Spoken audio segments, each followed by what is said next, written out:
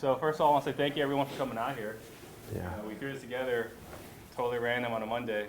So for you guys to all come out here. Is today Monday? Well, we Wednesday announced now. something was happening on Friday night, but we didn't really give any details at all because we were trying to scramble to find a spot. So for you guys to come out here in such short notice was awesome. And I don't think I really need to make an introduction, so. What's up, everybody? I really thought today was Monday when you said that. I don't even know. I don't even know what day of the week it is now, man. That's crazy. But yeah, thanks everybody for coming out last minute. We're in, what, Tempe, right? Yeah, Tempe, yep. Yeah, so way out here. But I usually do this when I travel city to city, and it's real informal. It's just some questions. Sometimes there's a lot of times that you don't get to ask the questions directly to somebody that may know. And if I know the answer, I answer it. If not, I'll pass the mic. Maybe he knows. But, you know, it's just kind of informal. So we'll just shoot away. If you guys got questions about your business, how you can make it grow, what you're doing different, or really like a strategy question, I'll try to answer as best as I can. But like he said, I really appreciate everybody coming out. Last minute thing. And thank you for the church for letting us use the space real quick. Yeah, for sure. So, shoot away. Don't be shy. No questions? Y'all just came and say what's up? All right, so I've got one. So Yeah. in your journey and what you've done over the last couple of years, has there ever been a point where you thought about giving up? And when you got to that point, what got you through that? Man, that's a deep one, isn't it? Start off deep. Yeah, there's times when you, like early on, like in my first 6 months, there's times that you want to quit. Like we've all had it where the closings don't happen and like you're broke, so you're counting on that $18,000 or $20,000 that's coming through. And I have frustrating weeks now. I mean, it's not all rosy. I kind of try to show that on my vlogs and stuff like that it's not all pretty, but you know, just knowing other people that are successful in this and knowing where I want to be in life at the end, you don't just give up, right? So you got to have a bigger reason why you're doing it. So that's kind of it. Just if you're in it this far, don't give up, because I know it gets tough. Definitely gets tough. Just keep pushing. That leads to more business in the other? Are they synergistic? Are they antagonistic? Do you feel that you might be spending some time in one area than the other? Or Yeah. do you find it complementary? I think for me, setting up the business the way I did to where I was able to work on it and not in it. Yeah. I've been gone for a month. I just flew from Jamaica last night, so I haven't been in my office in a month. So the business still runs itself. So that gives me an opportunity to go and spend time doing whatever I want to do or building my brand. Now, I never intentionally set out to build a brand. It wasn't like, hey, I'm going to make a YouTube channel. And it was literally a YouTube channel to keep myself accountable. I had no idea nobody would watch, right? Like 70-something thousand subscribers later, I'm here now. And now I feel like I have the responsibility to put out content and that you guys trust what I'm saying. So it's a big part of my day. It does take time. I have a staff of 3 that works just for me. Now, I have seen the upside of it as far as like I do a lot of JV deals where people get a deal and get stuck. I do them across the country too. So there is an upside to having your brand. I think it's important to build your personal brand because at the end of the day, we should all be media companies. Yeah, absolutely. Yes, in the back. Just a random question. They're all random, right? They're all random. Is your goal to just keep getting in on wholesaling, or do you have aspirations for other, Yeah. maybe getting into apartments? Or That's a good question. No, so I will never stop wholesaling because it's the actual foundation of real estate investing. If you can find deals, then you can invest in them. So will my focus shift into maybe getting more apartments and shopping centers? Yeah, so that my goal right now is to get like a shopping center, right? One, tax reasons. We don't all like paying taxes. So one is for tax reasons. Another is just like, you know, I just don't want to be stuck as the wholesaler. It makes great money, it's great cash flow, but you have to do something with that cash flow or Uncle Sam's gonna eat you up, right? So my goal right now is for every 7 I wholesale, I try to buy 1, right? So 1 in 7. So that's kind of like my my goal right now. But definitely, apartment complexes, shopping centers, that's where I want to go next. Any other questions?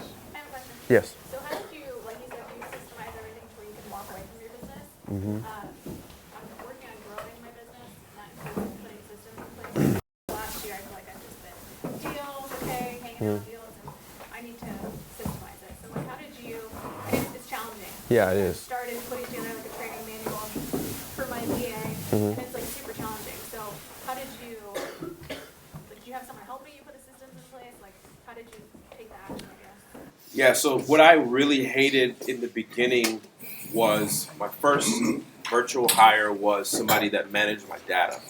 Because what I would do is at night, I was burning both ends of the candle. I was scraping data at night to make my 200 phone calls the next day, right when I first started. So I was like never sleeping. So I hired somebody to scrape my data and get data the way I wanted to do it. Then once that happened, I started making deals, and I hired a lead manager, somebody that will answer the phone at my first touch of contact.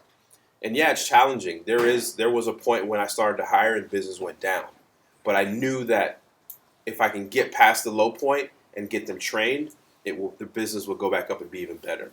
So there's definitely going to be a point where you're training and your business is going to go down. Or if you're not the systems persons to, I'm not either, but I had to do it. There was I had to do it. So if you're not the system persons, maybe try to record what you do during the day. And then if you do that, then it's easier for you to create the systems for somebody else to do it. So a lot of my tasks are created on a screen share. So if I would like to pull a lead a certain way, I just record it on a screen sharing program and then send it to my VA. And then my VA has daily tasks, weekly tasks, and monthly tasks, right? And that's how I send them stuff. So it's real simple. Here's what you do every day. Here's what you do weekly. And here's what you do monthly. And then once you teach them on that, you'll be fine. Do you have one full-time VA, or how many? I got How many deals are you doing? we do roughly between like $70,000 and $100,000 worth of deals a month. So that can range from like a good month, like if I can get 100,000+ in 6 deals or less, that's great. But more times it's like between 7 and 12 deals a month, and some of those are JV deals too. So you can do it's just it. a matter of You can do it, because I'm doing it, and it's like breaking through that. It's like, okay, I could do that. I'm not that person either. Yeah. We were just talking about that on a podcast. Where's Steve go? Yeah, we were just talking about that. I need to hire an implementer because I'm not good at it. Not. I'm the guy that's 30,000 view, and I like to look at it and be the visionary and be like, oh, we can do this, do that. Okay, go do it. Yeah. Yeah, that's me. But I had to do it, and I'm glad I got better at it, but I'm still not good at it. I need to do something else. So I hope that answers. Yeah. Cool. Anybody else? Good question.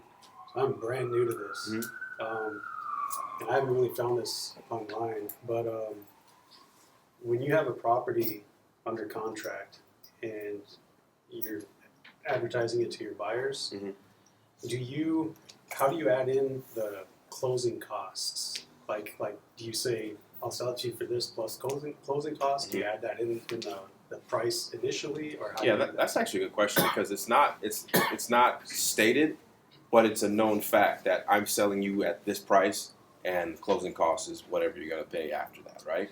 So like, if I'm selling to you for $100,000, that's $100,000 for the property and my contract, right, all together. And then whatever you or whoever you decide to use, I use the same real estate closing attorney. You guys are a title state. Yeah. So we know the fees, but any buyer that is a real buyer knows that they have to pay the fees. Some might try to negotiate it, but then they just won't be on my buyer's list.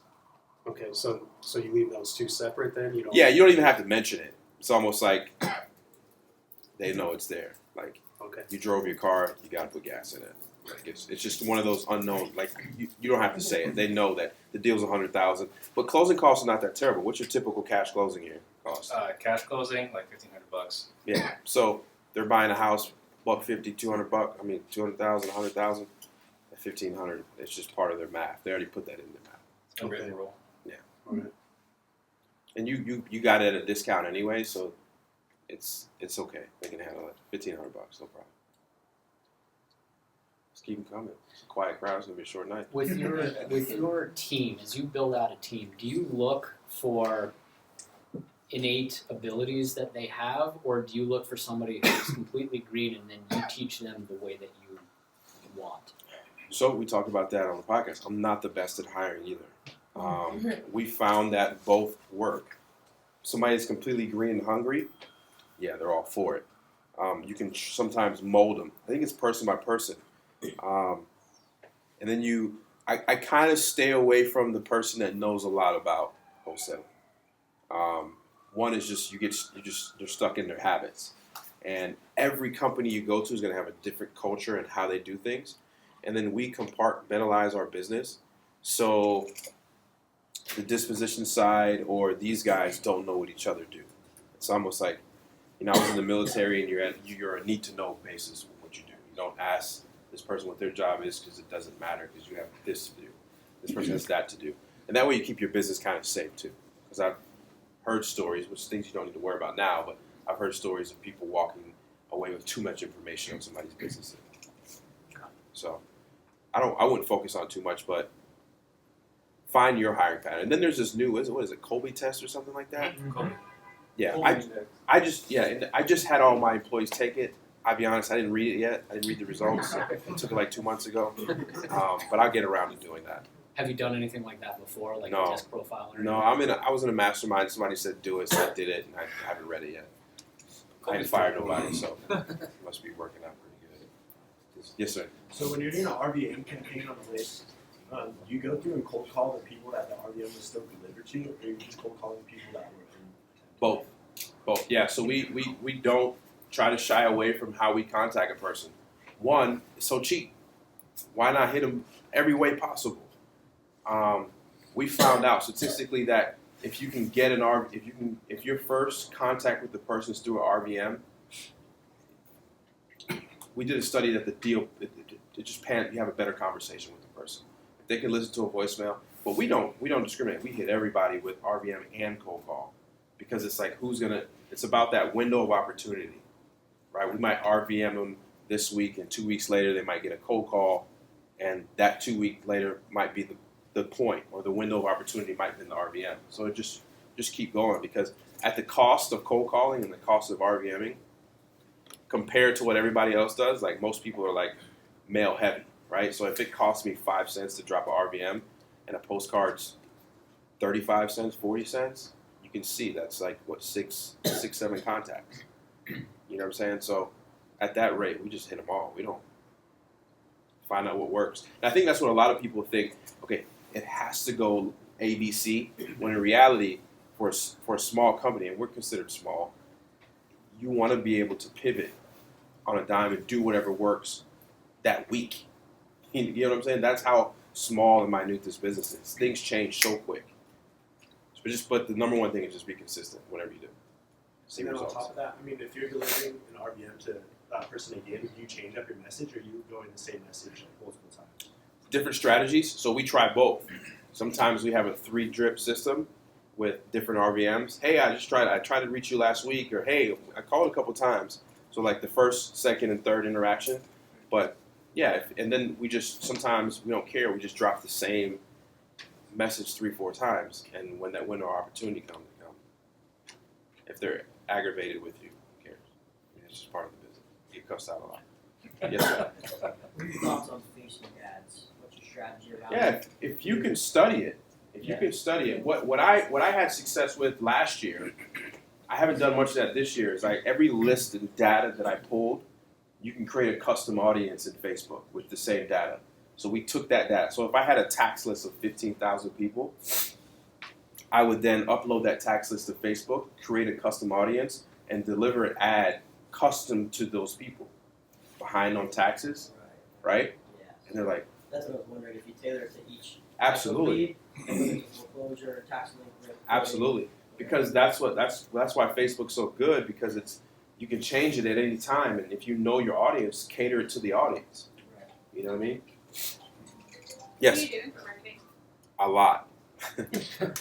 We still do some of the old school stuff. So what I like to do, first of all, I love RVM. The reason why I love RVM, it turns an outbound campaign into an inbound campaign. Essentially, I drop a message, and if that person's interested, they'll call back. 2, we love Bandit Signs. We put out 1 to 200 every week. I do PPC. It still works in my market. And JV deals and a lot of word of mouth. So what's your response rate on the High. He knows I'm not a KPI nut. If I had to pull out the book and tell you, but it's pretty good because what I look at is dollars spent versus what is made. That's my most important KPI. I spent $5,000 on this campaign. It yielded 2 deals at $26,000. Okay, great. How many times can I do this? Right. So that's like, as me, that's my major KPI number. The response rate, I can tell you, between cold call and RVM is higher than anything in this business, point blank, period. There. I'm in North Carolina. But nationwide, it's a nationwide statistic that it don't matter. Cold calling and RVM is your highest response rate, point blank, period. Yes? Talk about the data you pull. I'm curious where you pull your data from and how you scroll. Yeah, so we do, I have a wide strategy and a deep strategy, okay? So on my wide strategy, we always start with an RVM. Wide is anything that is not necessarily motivated, right? Just because it's an absentee property doesn't mean they're motivated. Just because they got equity doesn't mean they're motivated, right? So all those non-motivated lists, what we call them motivated lists, is really just leads of potential. It's really just somebody that has equity that we want to play with. That's the real bottom line. And then we have pinpointed problems that we go after. These are deep lists. Your tax delinquents, which is a ticking time bomb. Your pre-foreclosures, which we love going after pre-foreclosures. We have a water list. We have a bunch of other lists that we call deep lists.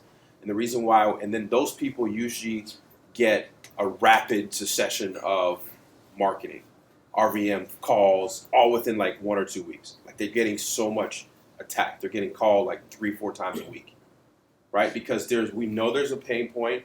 We know there's a time bomb. We got to get to it before. We got to defuse a bomb before it goes off. List source is a place where we pull our wide list. Successor data is another place we pull our wide list. The place that everybody goes and pulls them, and then we create a lot of our own list that makes us a lot of money. So like we go to the county and we try to reverse engineer a problem and get in front of it before it becomes a problem, if that makes sense, right? For example, I know how the foreclosure process has to happen in North Carolina. It's written in state statute. So if you realize how it has to happen, then you know you can jump in front of the problem before most people even realize it's a problem. So if you understand the steps in the process, like, oh, they just did this, that means this property is going to be foreclosed in 3 months from now, right? So you start to follow the cookies, and then you'll get the deal, supposedly. But the traditional places that people pull data, there's no secret place for it. But the difference between most people in our company is we're consistent with it, right? That's the difference. Like you're going to pull a high equity list and you send it to RVM twice and you throw the list away. People do that all the time. That list is money. I my list over and Oh over. yeah, till the water runs I know I dry. spend more money pulling it. Yeah. I gotta skip trace it. That costs me Exactly. thousands. And that's why we re-upload the data on Facebook, because it's like I'm not going to throw this data away. I gotta find a way to reach these people. Monetize it somehow. Yeah. And then I never mail, but if I have to, and it's like on my deep list, if I know something that's just I need to, I'll use the Deal Machine app, have somebody drive out there, take a picture of the house, send the postcard out. But we don't do any like mass mail at all. I don't even. Just not now. When everybody stops, maybe we'll do it again. Yes, sir. Maybe touch on your Bandit Signs and how you affected that. I heard on you had an app that you were using. Yeah, so we order 1,000 Bandit Signs every 8 weeks because it takes about 2 weeks to get there. And then we put out 100 or so and more every week, and we use that app? Simple Crew. Pay a guy, I think it's $1.50. He puts out the signs, and he takes a picture of the signs that he puts out, and it drops a geopin, so I can pull up my thing and see where the signs are. And those signs go countywide, but then we heavily focus on the top 5 zip codes in our area. So we try to be consistent with that. And there's some tricks that you do with numbers on the Bandit signs, and don't have the same sign for so long because people start to recognize. So you change. We have a rotation of like 3 or 4 different colors and numbers. Yes. Going back to the RVMs, so when you send out your RVMs, you're not breaking down the list to an inch list. You're just sending out just a general list. Is that, or do you do an inch list? Yeah. We Well, just started RVMs like 2 weeks ago. So, but I'm breaking down the list really small to get it really niche. But I don't know if I should just be classic. yeah. So when people start to break their list down, you're literally deciding who you're going to get a check from. Right. Like if I just get a list of like absentee owners, everybody in that absentee owners list is going to get it. Like I don't make that decision. It's above my pay grade to make that decision to take somebody off the list to not get a RVM that cost me 3 cents. Like that's why people try to get too granular, and the next thing you know, you siphoned out maybe 2 deals that maybe just 50 grand. Yeah. And it's like, why did you do that? To save 10 cents? So it's like, just hit everybody you possibly can. Yeah. Don't try to filter a list too much. Yes. For the Bandit signs, do you hit the same, you're doing what, 1 to 200 a week? 1 to 200 a week. So are you hitting the same route, or you have to mix it up? Like, do you have a specific route for them to hit, or you just say go out No, there, they know the put zip it codes. online? Yeah, so I'm pretty sure he probably hits the same corners if something's missing, but I try not to get too technical with it. Just put daggone Bandit signs out. Let people call us. Yes, ma'am. I think we can all agree that we make money when we get the contract from the seller. So do you have any tips on buying deeper? Fine. Say that one more time. The Do slap. you have any tips for buying deeper directly from the seller? Because I Fine. feel like we're, at least us in our Steeper business, we're way too nice. Mm-hmm. So do you let the seller lead the conversation? Like, do you have any tips when you're in a buy appointment? Or Yeah, one thing is I never beat the house up like verbally. okay. Two, we set the tone on the conversation that hey, we're investors.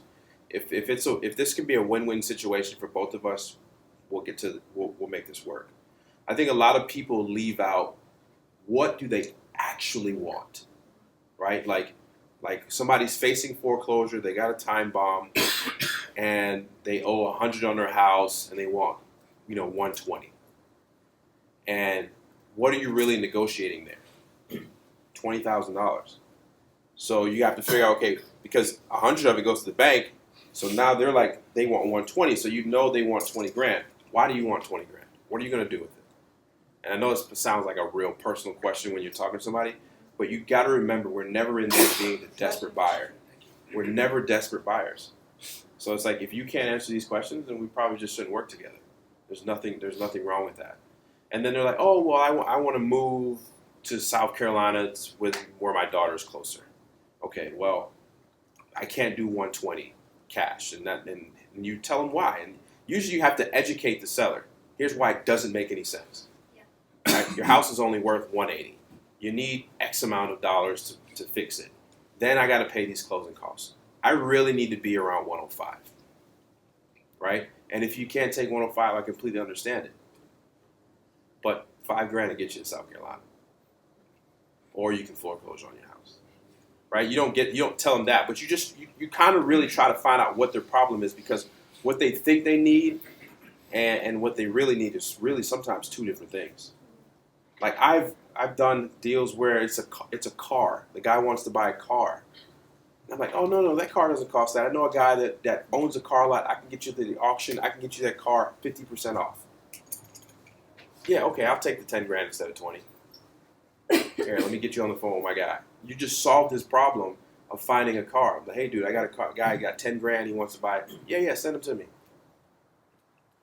So there's really no magic button. I think when you get into a house on a buy appointment, listen more than you speak. But be very firm and tell them exactly hey, we're investors. We're not, we're not here to just spend money just because we got it. It's got to be a win-win. Yes, sir. Another question. how are you finding how much they owe on their property? Yeah, we ask them. You ask them, okay. Mm-hmm. And do you verify that Yeah. at all with like Title Pro or? Yeah, well, yeah, I don't use any system like that. Like, so for example, if a person says like they owe 100 on their house and the deal makes sense for me to buy it at 105, I don't need to do that much digging. But if we're going to start to get into some creative financing, where we're going to do like a subject to or something like that, yes, I need to verify. I need a statement. I need your most recent statement. I need you to sign this release of information so I can contact the bank and get all that type of stuff. But if you're negotiating based on what they owe, you've already lost. Like, it shouldn't matter what they owe. Your number's in your head that it needs to be here. And then if your number is too low, then they're going to tell you, oh, man, I can't give it to you for 95. I owe 100 on it. You know what I mean? So don't make the mortgage balance be your negotiating starting point or the reason why you start negotiating. Because a guy can be free and clear on the house. You know what I mean? What are you going to offer him? $10,000 at that point because he's free and clear? If you can pay 85, start out at 65 or something. Work your way up. It works. It works. Yes, sir. How many of your deals would you say are creative as opposed to just straight wholesale transactions? Believe it or not, recently we've been getting a lot more creative deals. And I don't know if that's because I've got money now and my mind is thinking more creatively. And I think one of the things is when you do actually have capital to do deals, you start getting more deals because it makes sense. Like you can start saving foreclosures, right? And playing with a little bit of equity, but not paying the balance until you actually sell the house, right? It's just a subject too. But you start seeing more of those deals. Like there's a deal that I rehabbed it.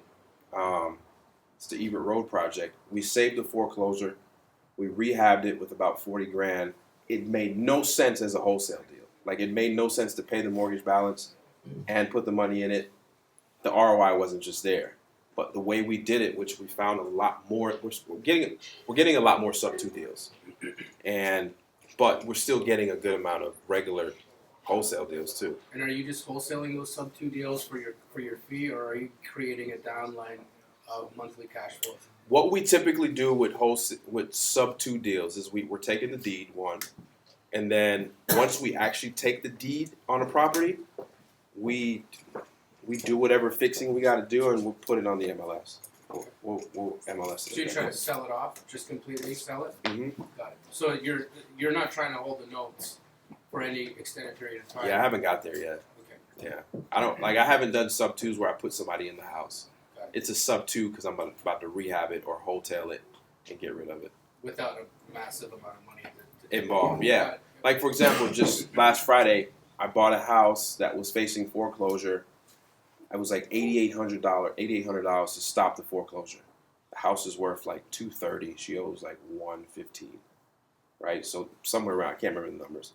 So I bought it. I sent the wire when I was in Jamaica. They bought it. We got the deed. And we're just going to do a little bit of clean out. She's a hoarder. Clean it out. Literally, I'm not doing anything but clean it out, cut the yard, and stick it on the MLS as is.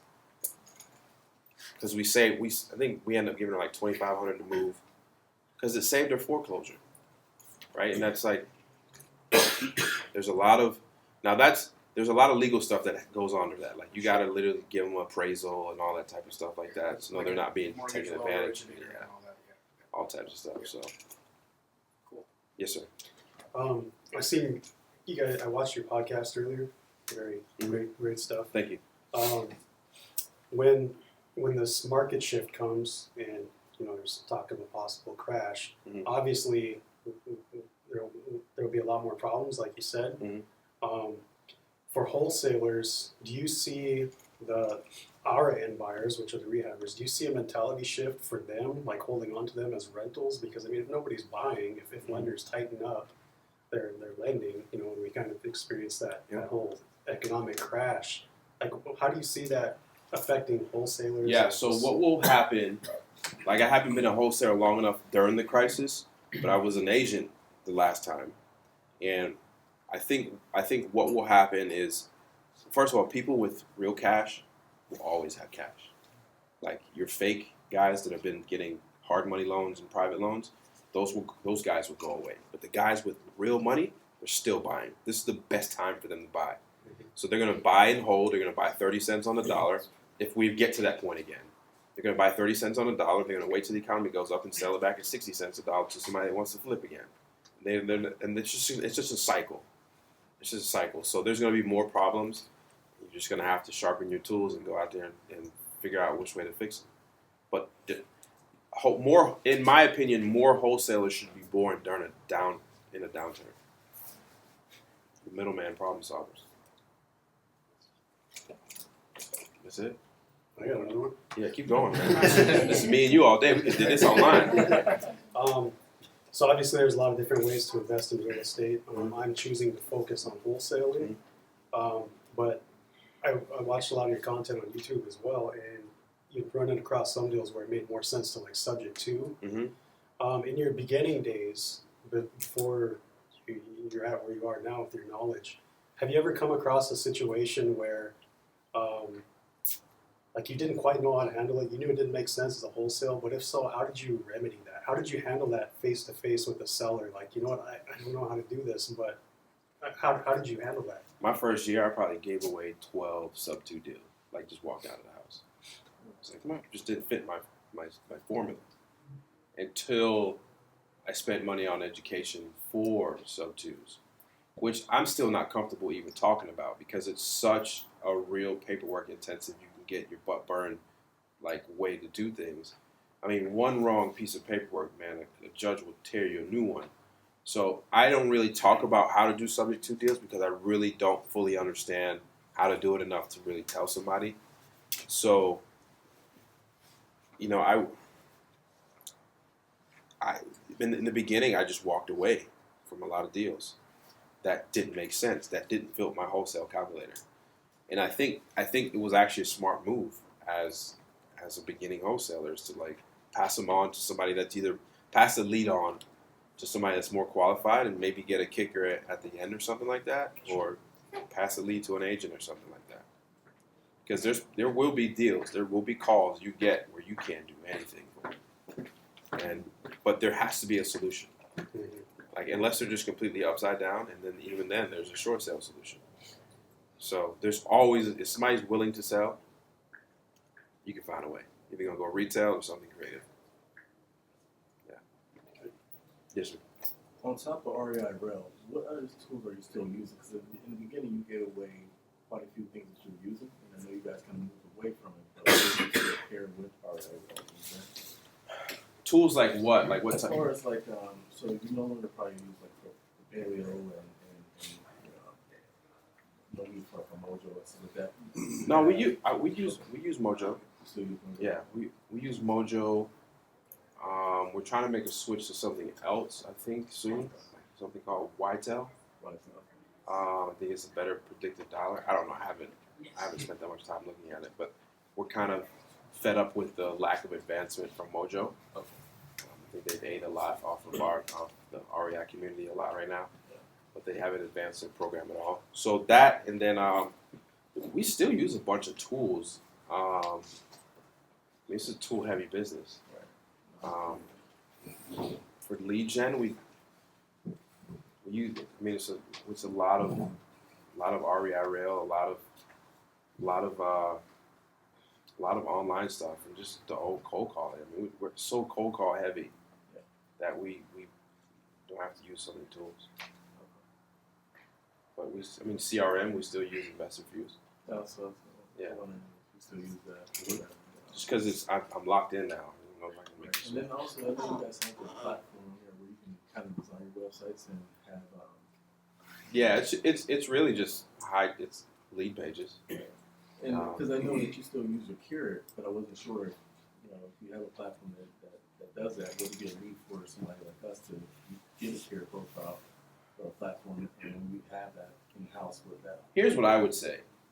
So one way that we use Leadpages is we use Leadpages as microsites inside of our Curate site, right? So when you start granulating, like there's different areas within, like different cities within your market, we start making lead pages to fit inside of our Carrot site to bring the SEO value to the page.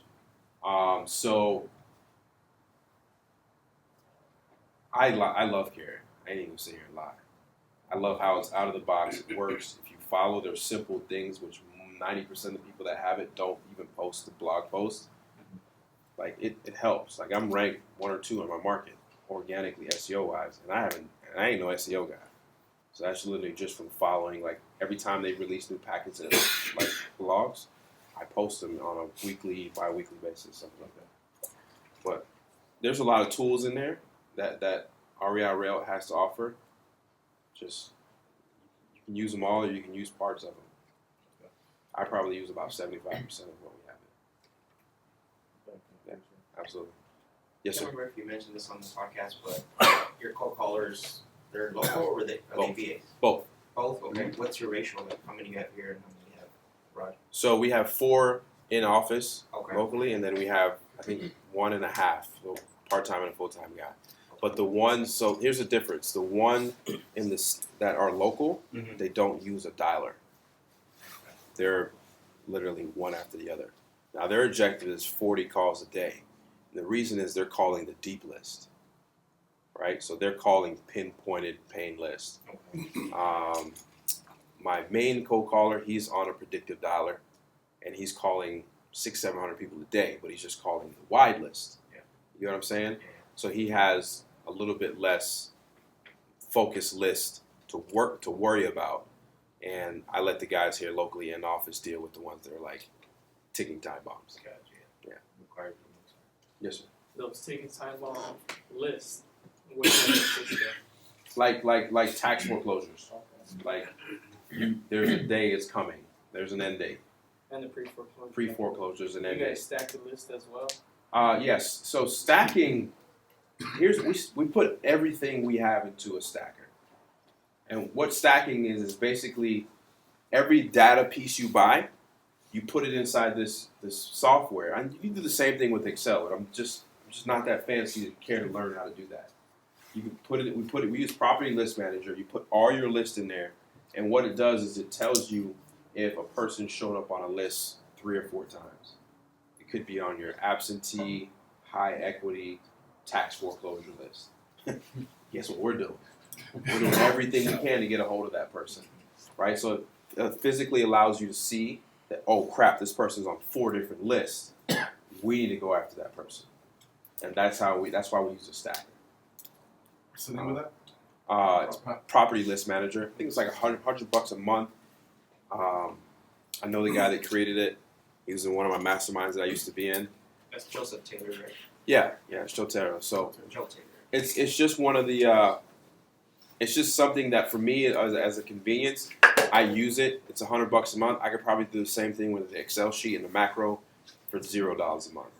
But for me, I don't want to learn how to use macros on Excel. Yeah. You know what I mean? So, I don't want to. You know what I mean? So, yes, sir. Can you talk about managing your capital, pretty much going from having no capital that's flowing in to where you're at now? Be responsible, man. Like when it rains, it pours. I mean, when you make money in this business, you can make a lot of money very fast. And if you just don't like for me, for a while, for my first year, I didn't spend any money like on myself. Like I was still at home the majority of the first year, my parents' house. I mean, so you just got to be responsible and just start thinking as now you play both sides. You are a cash heavy investor, and you're also a wholesaler. So be responsible and take down what makes sense. I don't know if you're on the podcast, or I might have said it here. I try to buy 1 out of 7. So every 7 wholesale deals, which should be around, $80,000, $90,000 in revenue. I try to buy something cheap in my market, like a $20,000, $25,000 rental or something that I might fix up later. Right. So that's kind of my goal to my financial independency is doing that. Because the worst thing to think is that you can do this forever. Right. If you can wholesale and make $5 million and you're broke, you're crazy. It's literally an ATM machine. Yes, sir. that makes me think of another thing. I've been talking with a lot of investors lately, me being one of them, and I keep getting the pushback of, I keep trying to tell them, like, guys, let's focus more on this, but I keep saying no because it's just an exploitation of equities. It's not actual added value. I can't come up with an answer to that. Like, So explain that again. You're talking about when you're talking about wholesaling. well, yeah, it's kind of like the stock market. You can't go out and just make stocks get higher price or just sell more stocks. It doesn't work like that. Yeah. If the price changes, it changes, and you're really just buying low, selling high. It's just exploiting The difference, a difference in equity, kind of like wholesaling. You're buying something that maybe if they could put it on the market, they would get a whole lot more money, but they will just take your offer because it's easier. But that's kind of hard to scale to say like a $20 million operation.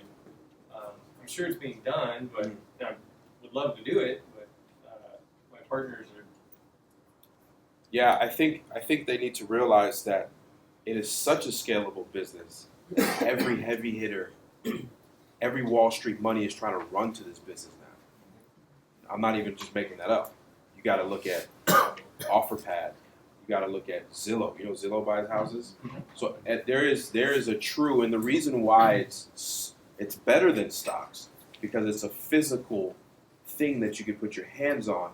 That the buy low, sell high is something you can actually see, right? Versus a stock that that goes upon politics, right? So like I think they should look. I think you should show them examples of institutional capital. I think at this year has entered this market at such a high rate. Like institutional capital is just all over the place. And then you got to really look at the hedge funds. Man, I know guys that only sell to hedge funds.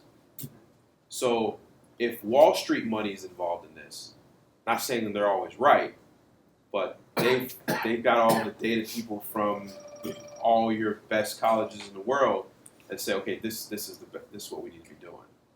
But I think your investors, it is scalable. I mean, I know a guy that's doing just $4 million just in Southern California, just in the 2 counties, Orange and LA County. I mean, you got it's very scalable.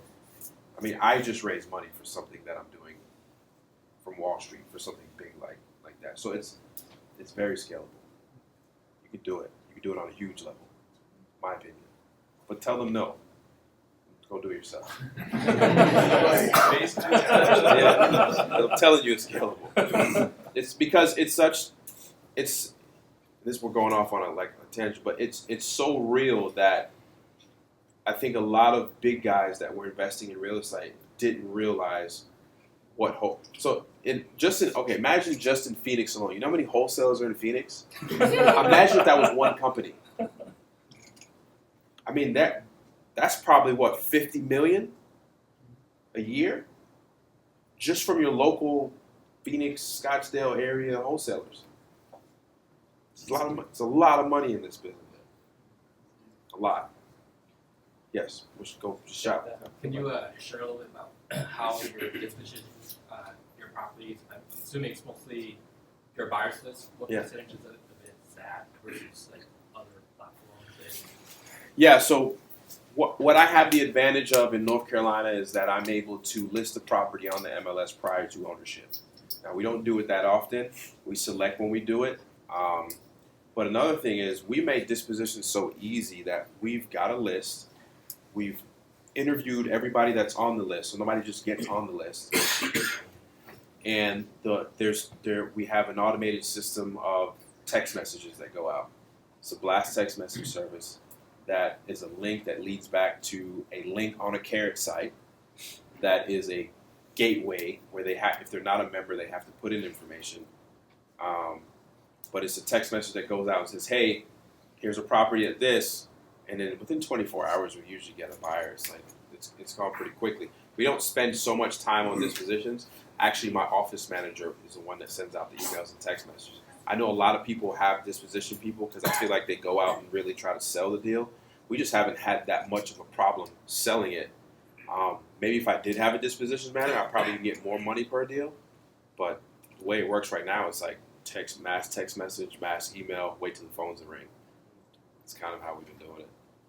We haven't really had to go out and sell things. Not yet. Yes, sir. You just kind of hit on it. I swear to God, I feel like every wholesaler on earth came from Arizona. You got Sean Terry, Justin Cody Sperber, All of them. TTP in downtown Phoenix, Mr. TTP. My primary job eats up a lot of my time. I run a commercial tree service division. I got 21 guys that work for me.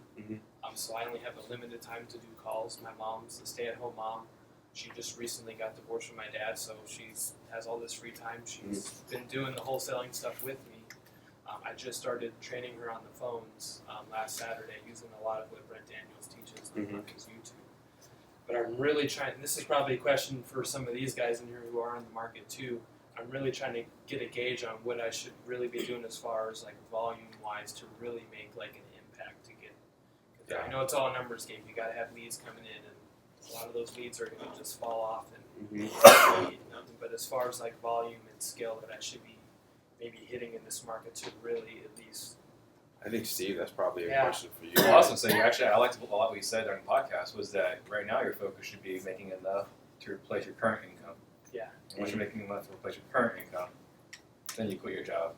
Yeah. Next thing. Yeah, I'm not trying to quit my job. Like right now, I just want to make sure that I'm doing enough at least volume. So you're asking maybe what kind of call volume you have to be? That I should be like. I don't know. I mean, I know it's different. I can make a call probably as soon as I get home and it can be a motivated seller, so it's really hard to say. What, you guys do a lot of cold calls, don't you, Steve? So for us, like, we have a minimum, because you can't call 40 hours a week. Obviously, we know that, especially us here. It's, I mean, at 20 hours, you're pretty much beat up. So our minimum's like 10 hours is the requirement for us, but we're seeing a lot of activity between like 15th and the 20th hour. Anything after that's bonus. So we're getting a lot of high contact ratio between the 15 and the 20 hour. Okay, I was thinking more of like 9 in the morning to like noon. Oh, well, the afternoon so is gonna be better, for you. Yeah, like anywhere between 2 to 7 or 8. Yeah, We usually go all the way to 8 o'clock, and then we'll just like you can't. I usually do like 3. I have like a small window. I got a little 18-month-year-old at home, and then my daughter's 12, so I'm Call that really up. So I get home early enough to do 3 hours. You do 3 hours every day? 3 hours, yeah. If you do that every day, that's enough volume. Yeah. Like getting people to call. I only got like a single line dialer, so it's like it's not as fast. The guy sitting right next to you is the one that's doing 10 to 15 hours. Yeah. For us. Right there on your right hand side. Right. He's the dialer. There you go. So I'm comfortable on the phone, and like my job experience, like I've gone on appointments, I'm cool, like negotiate, like everything, like I'm fine with it. Yeah, 3 hours is pretty good, man, a day. Yeah. Now the only thing is we use triple. Yeah. Triple. I know it's faster. So my plan was to have her do it during the day while I'm at work, and then I'll just basically pick up where she left off, and then on the weekends she'll help me go out and do Bandit Signs. But if you look at the call rate or connect rate, it's less than 1 to 3, right? Yeah. So there's no reason not to have triple. The thing in like 3 hours just on my single line, I dropped like 50 voicemails and made contact with like 3 or 4 people. Yeah. So. I love the triple. Huh? I love the triple. There you go. When you initially started, you guys started with programming, right?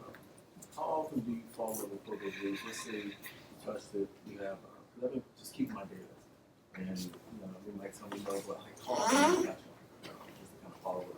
I know sometimes it's a very touchy lead source. You got people who just pass away, people are emotional, or call from you if you recommend. That's a touchy thing, you kind of got to gauge the conversation you have with that person to find out how much of a follow-up you have. And I've had people like cry their eyes out on the phone. Of course, I'm not going to be calling her back in a week.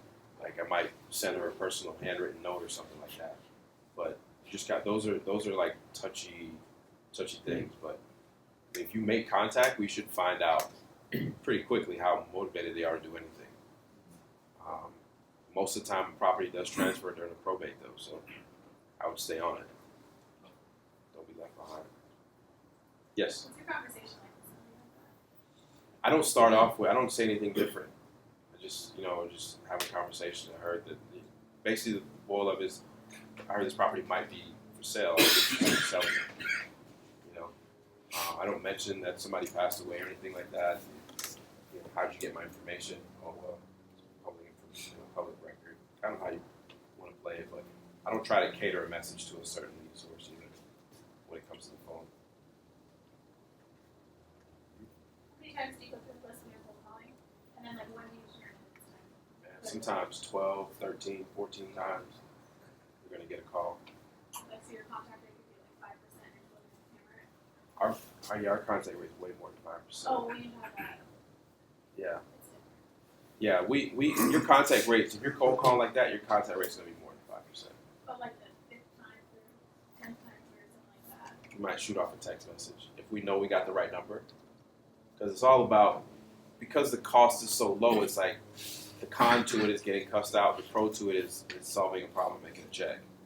So you got to kind of like, keep calling until you tell me, leave me alone or something.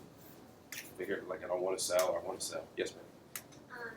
This is something super weird, which I don't know if you've noticed yet. Since you are becoming super recognizable, do you ever find that's a disadvantage for you when you go to a buy appointment if someone kind of knows what you're going to do? Yeah, so it is. Now I don't hand out business cards. Okay. I just say my name is Max. If I do go on an appointment, I never say my last name. Because people do go out and try to search who you are. Because they want to know who they're doing business with. And then I found myself going on a little bit less appointments. But you know, I let people. Sometimes you do got it. Sometimes you do get to my people that, oh yeah, you knew that from the beginning. I'm an investor. Yeah. Yes. Just piggybacking off of that, are you guys locking up majority of your deals with the phone, or are you still heavy on the appointment side? We're trying to go to the phone. Our market is really not that type of a market. Yeah. I believe so. I've talked to a couple other guys in the South, and they're like, "Oh, we're just not that type of market yet." It is doable because I have done it before. Yeah. But all my guys out west in bigger markets, they're like, "Yeah, we're locking them up over the phone, and then we might go on the appointment and get a reduction and stuff like that." I think our market's a little bit different, so we haven't been able to do that as much. But I want to. It'd be great. Maybe I need to sit with somebody that's locking them up over the phone, figure it out. Yes, sir. Coming back to lists, so I'm aware of like different software and whatnot, different online programs to get lists, but I hear people talking about like going to your county and getting lists or whatever. I'm not exactly sure what that means and like who you talk to, what clerk you talk to. Is that like the county courthouse? Yeah. So or, like one thing you have to understand about lists is that all information about houses in your market comes from the county. So no matter what list company you buy from, it all originated from the county in some way, shape, or form, right? Because they're the one who records when sales happens, the square footage of houses. That's how you found out. Absentee owners, basically somebody that the tax address, the mailing address is different than the actual house. That's considered a absentee owner, right? So all that information has come from the county. So you don't know how dated that information is you're getting from a third-party source. So the best way to find out the best information is get it straight from the actual county. Are we talking the county courthouse or like is Your there county some records. state So for office? example, like if you want to find out about you want to pull a tax list, like delinquent taxes, you need to talk to your tax division of your county. They're the one who maintains the records for the taxes. You can't really go in there and say, "Hey, I want an absentee owners list," as you can in my county, because there's no such thing. But that's why they use these list companies that take the data and you put it through their filters to find out who has mismatched addresses to consider this one an absentee owner or something like that. So it's good to have those type of list services. But your real good deep list, you just got to find out, first of all, what problem are you going after? Is it the code violation list? You got to go to the codes department. You get what I'm saying? So that's when people say go to your county. It's respective to whatever problem you're solving or what list you're looking for. It's not one place, a lady sitting there that says, I need a real estate list. Because I've never seen that addressed. I'm like, well, all right, sounds good, but I don't know. Yeah. Where am I supposed to go? Get it online. Yeah, and a lot of places are online. A lot of counties that are up to date are online, so you can get it there as well. And actually heard of like a ninja trick, but I'm not sure where to go. But I heard about this guy who was going down to the county and there was literally like a vault or something like that where they literally have all these names of people before like the foreclosure process gets to like the court or whatever, and he was somehow getting back there to get those records, and he was skip tracing them and calling them. I mean, these are lists that aren't even like shout out to like a place like a list source. If I wanted to go get like a pre-foreclosure list, like where would I go? Would that be like the Maricopa County Assessor's office, or? So, I personally went down and talked to you the day I went down there. You saw the Jefferson. You go down. You go. So it is. It's not necessarily a vault, but they do have like the stuff that's for, let's say, December. They had that on the wall, and then I got kind of lucky. They had just dropped off a fresh batch that was already in this bin, but they said that you can't take anything. You just have to. So I just put on my camera phone and start taking pictures to my phone died. But so that was my way to do it. But that's what you have to do for the pre-foreclosure list. Yeah, because I find here with this market, like everybody's cold calling. It's like calling that list. It's like I already talked to somebody. I already sold it. So that's if you want to do it in person. Yeah, it's somebody found the process that the county has to go through, and they put themselves at the most forward position in the process as possible, and it was that vault. I really liked that trick. I just wasn't sure where I would go to. Because I went initially to Chandler, and there's like not everything that's done in Phoenix is all done downtown, so that's really fun. Okay, cool, thank you. Yes, sir. Are you still doing heights the best, or just? Sometimes we do. On the perfect property, we do vacant that is in a hot area. Yeah. We'll do a highest and best because we know that. Yeah, because we just know that somebody's gonna overpay. Like you just know because there's different, and it's not overpaying in a bad way. Some people just have like if you're gonna buy the house for your son, you're gonna pay more money than somebody that's gonna flip it. So in a desirable neighborhood, like a very desirable neighborhood, we'll do highest and best all the time. So with that highest and best, do you, since it's not just one buyer interested in the property, it's potentially numerous, right? Am I understanding that correctly? Do you guys offer to put up the inspection fee, like right then and there, and have everybody come then and there, or how does that work? No, there's no inspection. People buy as is, where is. Their due diligence is done on their own. Okay, so if a winning bidder or whoever gets the property, then it's on them to do it. Yeah, it's their due diligence. They do. You're not representing the property at all. You're representing your contract that you have on the property. Okay. Then it's vacant, and you can maybe hold a tech window for. Yep. It's a 1 hour window to be able to go inside and look at it, and that's when they go around and make their decision if they want it. So would you then, like, in addition to your biases, would you promote that to your, social media? Say it again.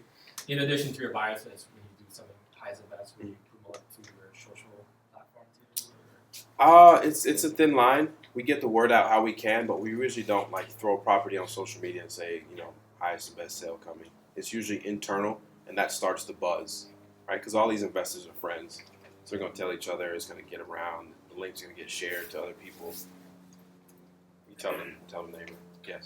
How would you handle a situation where, say, like another wholesaler has offered the seller like maybe $5,000 more, and they're leaning towards that side? Do you match that offer? Do you try to beat it, or you just try to convince them that you guys are the better company? If it fits to where you can offer $5,000, then do it. But I wouldn't get in that battle where you're going back and forth because they're just gonna offer $1,000 more, then $1,000 more, and it's just not worth it. Like I've won deals a lot where I'm not the highest bidder or the highest person in the house. They're just confident in what I say and what I say I can do. Yes, sir. As the cold calling gets a little more saturated, if you notice a little bit of drop in your lead conversion, what's your backup plan? I haven't seen that, so I haven't came up with a plan B. Like I really don't put obstacles in front of me that are not there. People are not consistent, man. So I don't see that being something that affects me yet. People are just not consistent. They just don't do what they said they're going to do all the time. So it's just not real. It's not real. Yes, sir. I think part of that consistency is building the systems so that you can do it. And I wanted to touch on something you said kind of in the beginning was that you're not a systems and process guy. So what helped you overcome that? What resources or books or whatever? What was it that helped you overcome and really become that systems guy to be able to put these things in place? I'm still not the best systems guy. I'm not at all. Just like knowing I got to do it. Like if you live by yourself and the trash is full, like you got to take somebody's got to take. You got to take trash out, or it's just gonna stink. So it's just like you gotta be the one that is you just gotta learn how to do it. Like become good at it. Like, and then that was part of like being part of masterminds. Guys were giving me tips on what they were doing and stuff like that. And you just talk to other people and you say, oh yeah, we can do it like that, and create a system on how to do it. But yeah, I'm still not a good system process. Now, initially when you started, you said something on one of the earlier podcasts that you like to stay in the warm market, you don't want to be somewhere where it's hot because you kind of master that. Do you see yourself going into hotter markets now that you're or just sticking to us? Yeah, it's not for me. It's not. I don't want to spend the money to go into a hotter market to get smaller margins. I'd rather just be in a mediocre market that does well. That's steady. Yeah. Like I wouldn't go to Miami, places where it's just like. The competition is just like people are just operate on different margins. I would get outspent, basically. Just not what. The start in a smaller city where you were at versus like a bigger city, how did you know the traction was going to be there? I'm from a smaller city in Illinois that's not nowhere near as big as Chicago, but it's big enough where I would think maybe I can do some type of wholesaling there because I have a strong enough idea of the flow of the city. But what made you say, okay, I'm going to do this here versus trying to go to like Charlotte? I just never thought of going anywhere else. It was just like, I knew the market won because I used to be a real estate agent there years before. So I knew houses were selling. I mean, it's a smaller market. It's 300,000 people, but it's not like 400,000 people, but it's not like a small town of 30,000 people. Right. But it's a decent sized town, and I just never thought of going anywhere else. I just was like, real estate's selling everywhere. It's just you want to be in Phoenix or you want to be in North Carolina. It's kind of like how your flavor. But people are winning on both sides, so it's kind of just got to be consistent. Yeah. So is that it? You have a good time? Yeah. When you're calling the water department to get that shut off list, what kind of like verbiage are you using? Because I've called like 5 times. Is it county owned or? It's county owned. You should tell them you're doing some research for some type of education or something you're doing, and you need the data to match up with the data you currently have to make sure you get good records. And then if that doesn't work, then you can do like a request for information. So is it like I need the property's address? I usually try to send it in an email.